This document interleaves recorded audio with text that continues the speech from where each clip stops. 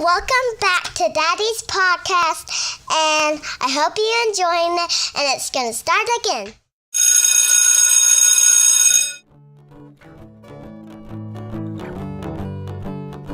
Once again, that's my daughter Ellie, and she's pumped for another episode of Lessons for Success. I am your host, Adam Wardlaw, middle school science teacher, high school football coach, just here trying to provide some weekly lessons for people out there who are trying to find information to help them reach better heights and more success in their lives, in their careers, or whatever have you.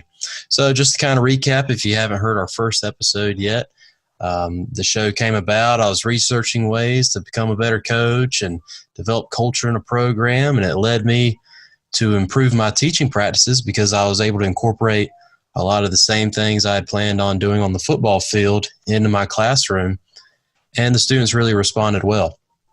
And so then it kind of led me to creating the podcast so I could try to branch out and help others out there who may be trying to find their own paths to success, but might not necessarily have the knowledge or skills to do so. Just to review what kind of the vision for the show is, the goal is to develop a collaborative community that has this growth mindset where people are trying to help each other become successful and providing them with the knowledge and information they need.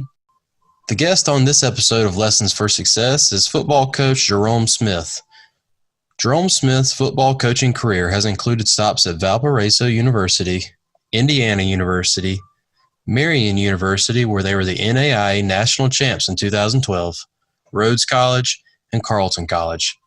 In this Lesson for Success, Coach Smith shares his experience at a national championship caliber team, as well as teams that have been winless, and compares and contrasts these two types of programs. You can follow Coach Smith on Twitter at _Jerome_Smith. We hope you enjoy.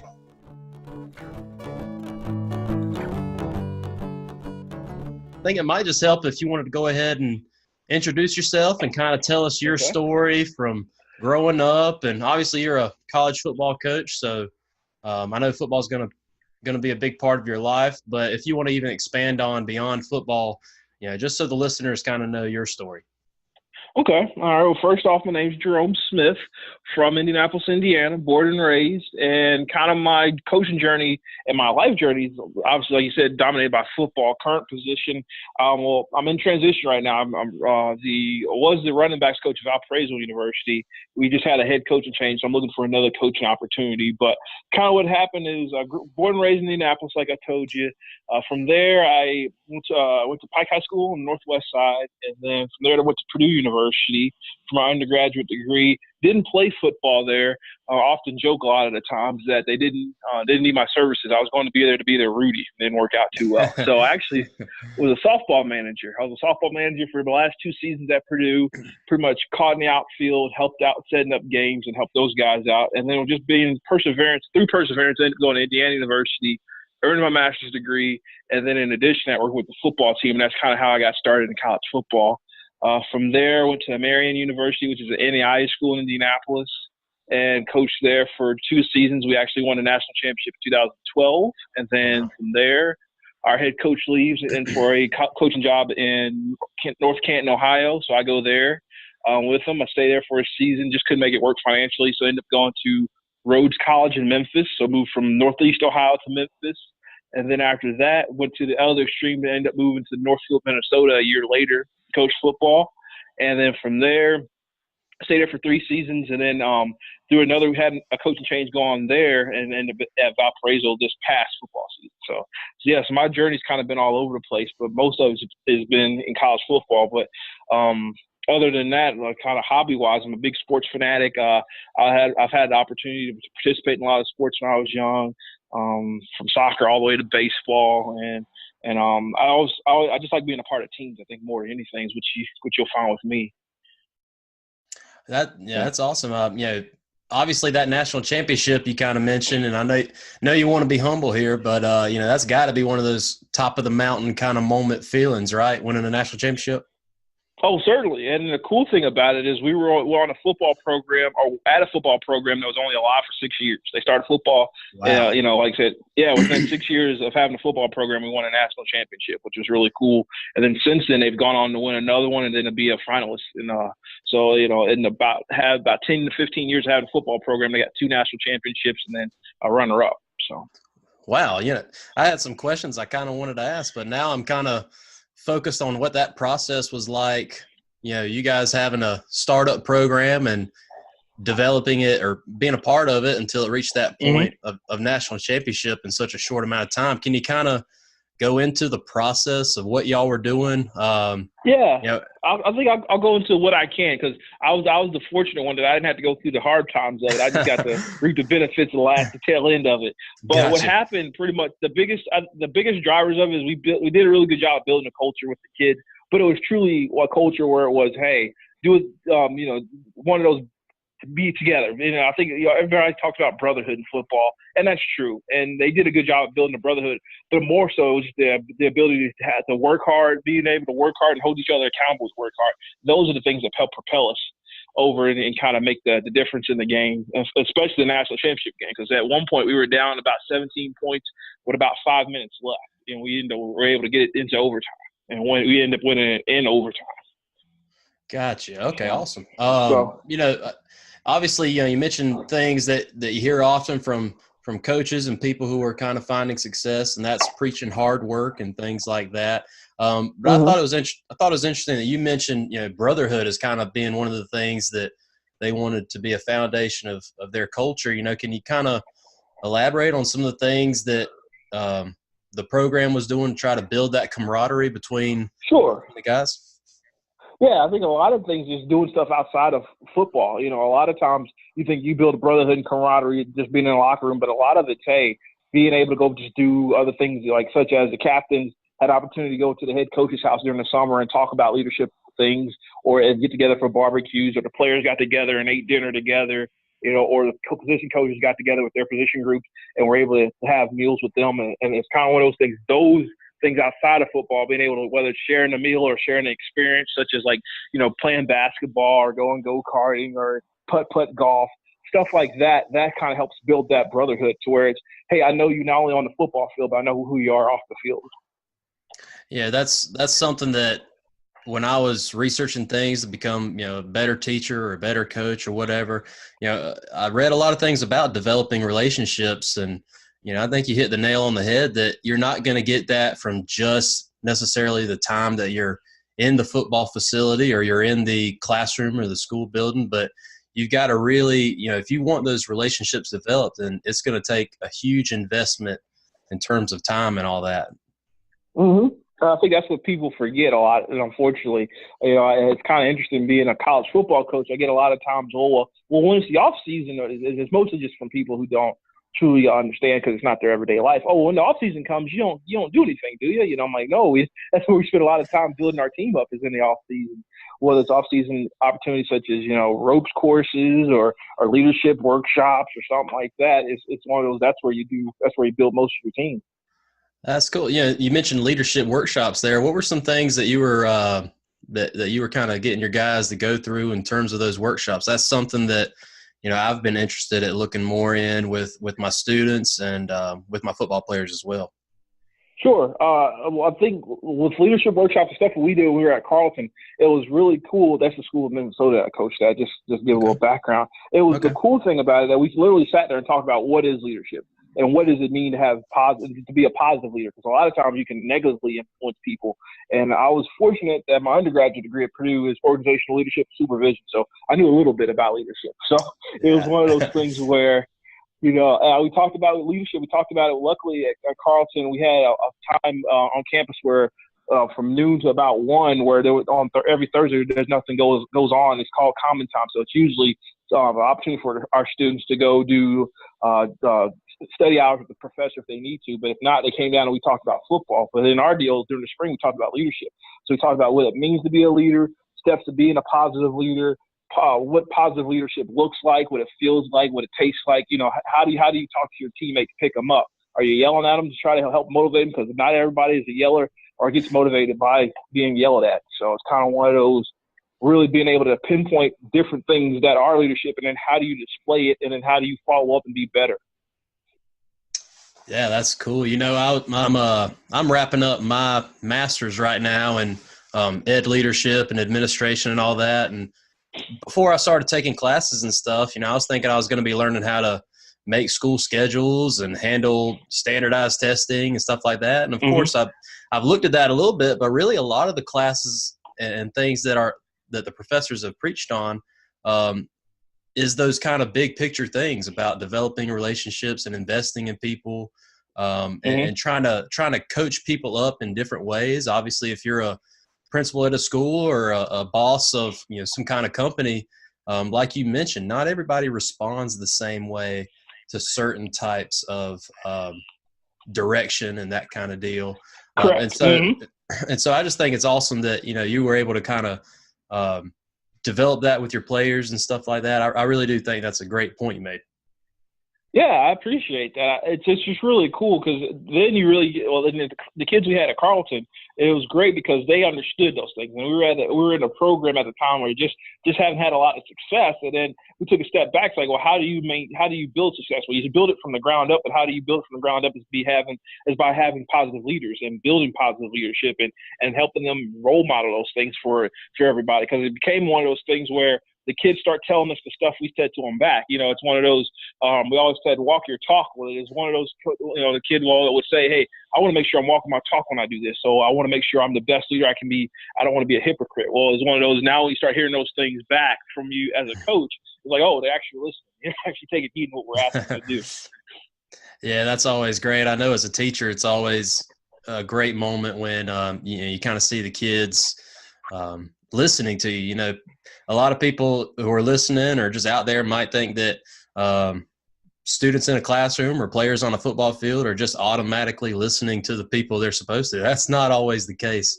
No, not at all. No, definitely not.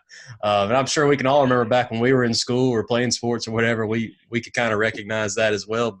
But yeah, I just think it's great. You know, those workshops, that's definitely something I'm interested in learning more about. I was talking to another coach in an earlier interview, Brian Hayes. He's at Norwich University. And he talked about that, you know, not a lot of people really understand what it takes to be successful. And they don't understand that it's a daily, a constant struggle to find success.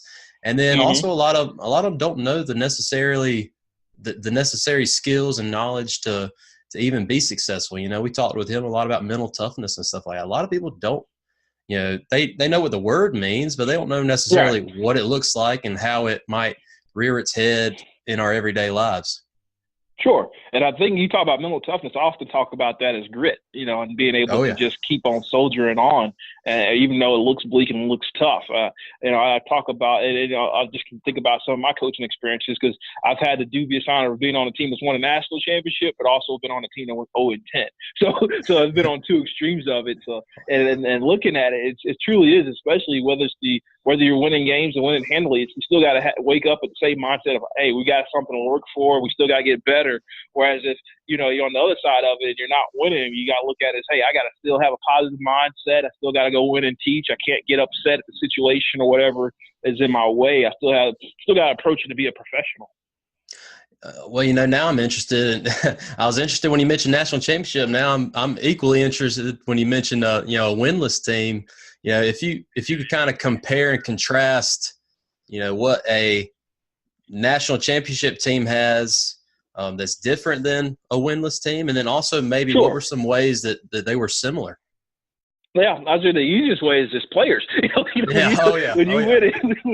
win and you got some players. When you're losing, you're deficient. Yeah, but that's the easiest one. But I think more than anything, too, it's the belief set. You know, I talked to, like I was telling you a little earlier, when we were winning the national championship in that game, we were down 17 points with about 5 minutes left. Well, there was not a lack of belief that we were going to get it done in that game. You know, all the players believed, and they were going to make plays. And, you know, you look back at the film, we made this play on like 3rd and long, and it ended up getting us in the red zone where we couldn't get in the red zone earlier in the game. And that helped really turn the tide for us and helped propel us to the win. Whereas with the 0-10 team I was on, we were so close, but we didn't have the belief that we could make a play, to make the play or get the play going. And then when something went bad, it was immediately, here we go. It was just, whether it was a kickoff return for a touchdown or a turnover, or, hey, we got bad field position, or, hey, we even got a bad call from the referee. It was just, here we go again. Today's not going to be our day. And so the whole, once again, mental toughness and grit, the ability to pick yourself up and then reframe your mind, and then say, hey, this is not like the last time. We're going to prevail. I think that's the biggest thing that you look at besides the whole disparity in talent. Yeah, it's funny you mentioned that. I've been on my share of teams that have had some success and my share of teams that haven't had that success. And when you started talking about that sense of belief, it's kind of bringing back some good memories for me. Obviously on some of the teams that, maybe weren't winners, a lot of it was talent, of course. That's, what wins football games most of the time. But, as soon as that first negative thing happened to the team, and a lot of guys just started dropping their heads like, here we go. Whereas, on some of the more successful teams I've been on, we might get down 14-0 in the first half. And, you kind of see some guys that look unfazed. So that sense of belief, I can't agree more with you that, I definitely see how it could be a big difference in, those national championship caliber teams and then those winless teams. Now, which came first? Were you on the national championship team prior to the winless team, or was it vice versa? No, you had it right. I was on the national championship team in 2012, and then we went winless in 2017. 2017 we went winless. So. It was with the same team. Same team. Oh no. So I was at Carleton. We won a national championship in 2012. Excuse me. Let's take a step back. At Marion, we won a national championship in 2012, gotcha. And then at Carleton, when I was there, we went 0 for, I guess you could say, 0 and 10 and 17. So yeah. So two different teams. One was an NAIA team. The other one was a Division III team. Right. Okay. I got you. Now, was there anything that you felt like you brought to the table as you kind of went from a powerhouse in one kind of league, and then a team that obviously had some struggles in another league? Yeah. I think the biggest thing I brought to the table is just understanding how to get it done, and I understood how to get there and what you need to do to achieve it. And then I was a recruiting coordinator at Carleton in my last 2 years there, and so it was one of those, we were stemming the tide with talent and being able to bring in better talent. And so luckily for those kids now, they won 3 games last season. So it's kind of one of those, you look at, leaving it better than you found it. I can honestly say, I left it better than I found it. You're right about that. That's something I try to preach to my students and my players. If I see a kid dropping a wrapper to candy on the floor, I'm like, come on now, leave the hallway better than you found it. That obviously when you're on the road at an away game, you're not trying to trash somebody else's locker room. And correct. I've always that's something that's gotten under my skin anytime I've ever seen it, where a visiting team will come in and trash your locker room. That's just, to me, is a sign of negative leadership. But Coach, just something before I wrap up, because I know I told you it would be kind of a brief interview. But you've brought us some great stuff that just kind of triggered my curiosity. But sure, yeah, and then I'd be willing to do a follow up if you ever need to.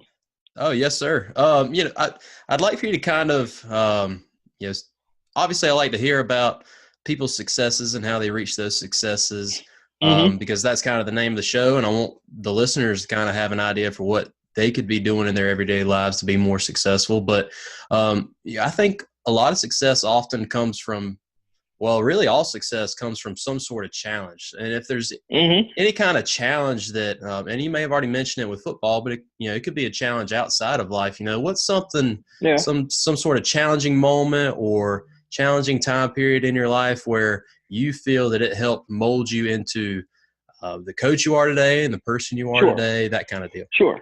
I'd say the one is really trying to land my first coaching job, actually. So I was at Indiana from 2009 through 2010, and our head coach got fired at the end of 2010, and I was just the quality control guy then. So I was trying to find either my first full-time job or just a regular on-the-field coaching job. And it took forever. I didn't find one for about almost 3 to 4 months, and I thought, well, great, I should have a great opportunity. I was a part of a Big Ten program. We weren't horribly bad, and it's one of those, our coaches are well known, and it just was one of those I couldn't land anything, couldn't get an interview, nobody would even give me the time of day. And it was almost a little depressing, almost like a bruised ego kind of thing. And I think the biggest thing I learned from that is learn how to fish for myself. It's one of those, you learn how to network, who do you need to talk to? How do you follow up when you network? What job is actually a job that fits your qualifications and your skill set, stuff like that. So as I've grown and had multiple different coaching opportunities and in different coaching situations, I've learned to, know when, this door's about to close. You might want to be ready to get yourself ready for the next coaching opportunity. Or, hey, now in kind of my situation now, I'm in transition. Well, how do I find and market myself for the next coaching job, and stuff like that. But I learned that way back when, like I said, I was trying to find my first coaching job. Awesome.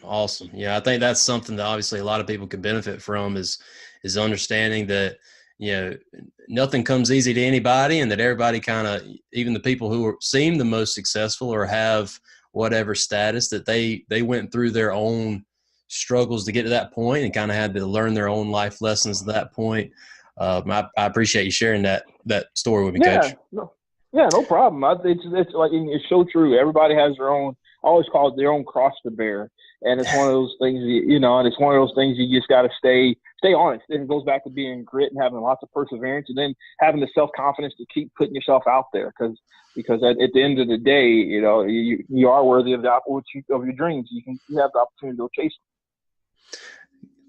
Gotcha. Well, just to kind of wrap it up, Coach, again, I appreciate you taking time to be here. Something that I want to try to end every interview for the show is, if you had to recommend your own key to success, and you've probably already mentioned it now, but if you just wanted to harp on it again before we wrap this up, what would you say is the most important key to success?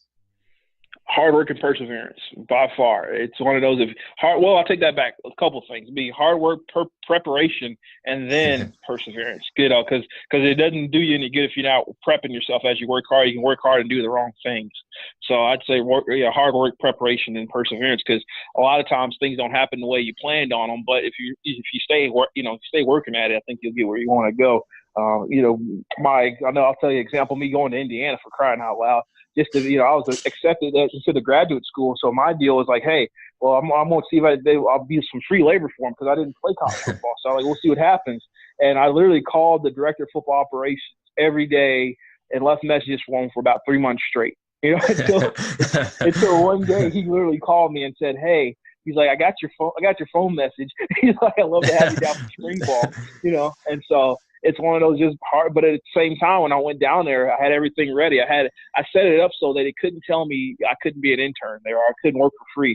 I was already accepted into the graduate program. I already had a place to live. I already had my graduate school paid for. So it was like there was nothing they could say of why I couldn't help out in their football team other than they just didn't want me. So I think that was one of those. So I go back. That's why I say hard work, preparation, and then preparation.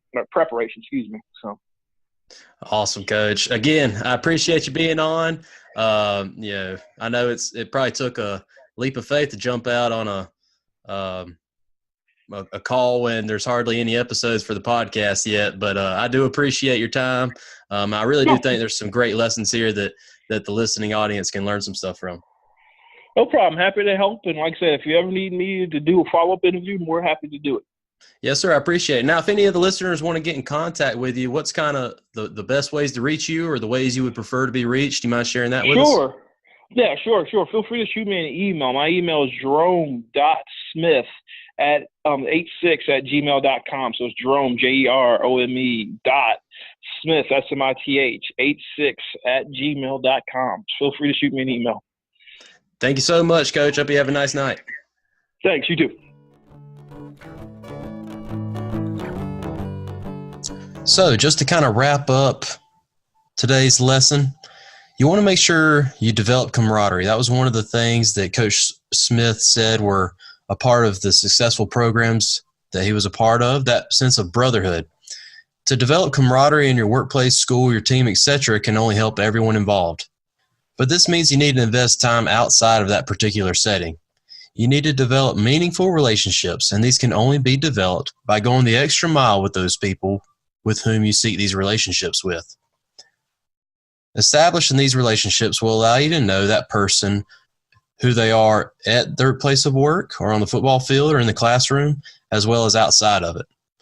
Coach Smith's key to success were actually three pretty good terms: hard work, preparation, and perseverance. It doesn't do you any good to work hard if you're not prepared. You can be working hard, but also be doing the wrong things. And then you must also have that sense of perseverance to overcome obstacles. Coach Smith shared his story of getting his position in Indiana, where it involved him calling the director of football operations for 3 straight months. And ultimately, he succeeded in overcoming that communication barrier. The combination of these 3 things with the right goals in mind are bound to lead you to success. Be sure to interact with the show on Twitter and Instagram at L4S show. You can mention the show or use hashtag L4, that's the number 4, S show. Episodes will be appearing on our YouTube channel, Lessons for Success Show. And also all of the episodes are on Spotify, so be sure to like, subscribe, and rate. Thank you again for listening to another episode of Lessons for Success.